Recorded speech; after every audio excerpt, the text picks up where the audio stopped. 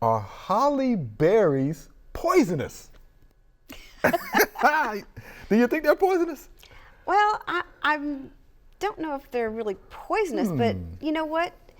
They've been around for like millions of years. Oh, man. So, but I've never seen a recipe online for anything with a holly berry. So I'm kind of thinking that they're not good to eat, even if, you know, I just don't think that would be a good idea to do, because I've never known anybody to do anything with the berries.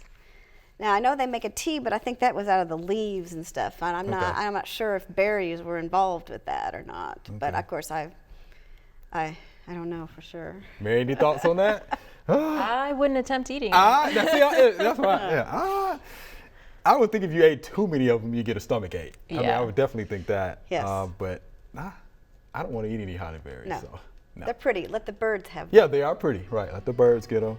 So no witches stuff. Maybe you. No, nothing I know brew of. it together. And, Don't know anything keeps about away that. the witches or something. Okay. Don't think so. But yeah, I definitely wouldn't eat too many of those for sure. Yeah, let the birds have them. Hope you enjoyed the video. We would love to get more questions from you. So be sure to leave us some comments.